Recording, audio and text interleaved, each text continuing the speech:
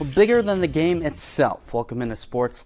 I'm Cole Johnson. It was a special day in Yuma, specifically for two schools who opened the unified basketball season today at Kofa High School. Kofa welcoming in San Luis for both the school's first ever unified hoops team, which is an AIA sanctioned sport supported by Special Olympics Arizona. So let's take you right out to Rios Gym, a historic day for both of these schools. Unified basketball, not well known, but very important in many ways for kids with intellectual disabilities and partners without those disabilities alike to compete and have fun with each other. An awesome moment here as Ian Lopez gets it to Heaven Herrera. She puts it in. She's excited. One of her two buckets on the day for Kofa, and it was a great day for Cesar Alvarez as he goes coast to coast for the score here. He had 16 points in the game for Kofa. Great day for him. And then here's San Luis's Lennon Gonzalez pulling up with a jumper and hits it. Kofa would celebrate, though, with this one in a 24-6 win in the first ever unified game between both of these schools. I was able to catch up with Coach Glenn Rock and a couple of the stars after the day afterwards. The smile on the face, the excitement when a couple of these athletes went out and scored points, just the excitement on their face, that's what I'm doing this for. Working as a team, we can do it, you know? Yeah. How fun was it when those first few baskets fell through? I mean, sometimes that we can't make it, but we can keep on trying to make them win as working as a team. Me, I've been practicing with my uncle at the park in Phoenix.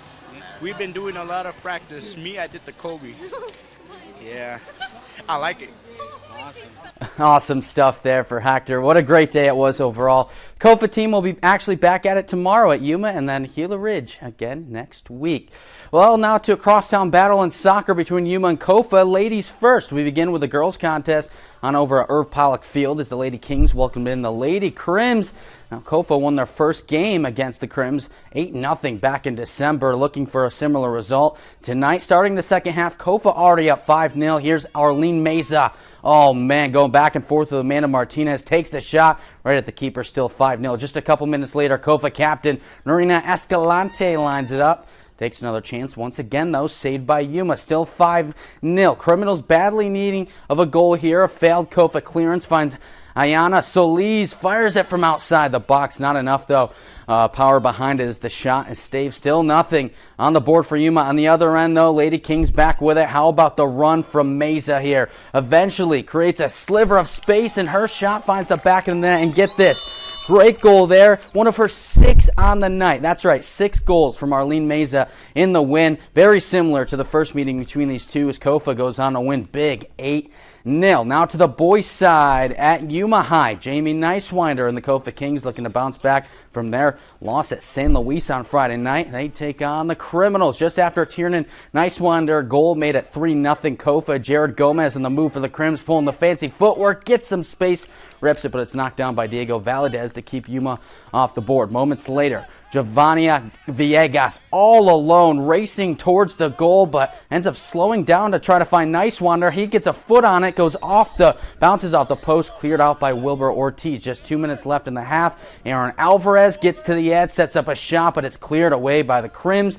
And that leads to the corner from Alvarez on a line, connecting with a header from Lucio Ramirez Castro for the goal. Kofa takes a 4-0 lead into the half. They go on to win 9-0 to improve to 7-2 on the year. Now to some hoops at San Pasqual. The 7-4 Lady Warriors hosting San Luis, coming off their first win of the year on Friday night. Fourth quarter, we pick it up. Warriors in the lead, but San Luis's Camila Picasso with a pickpocket. She's going all the way to the hoop for the 2. Moments later, though, Alyssa Rosales is going to get one right back for her team as she forces the steal, and she takes it the distance, kisses it off the glass, count the bucket and the foul.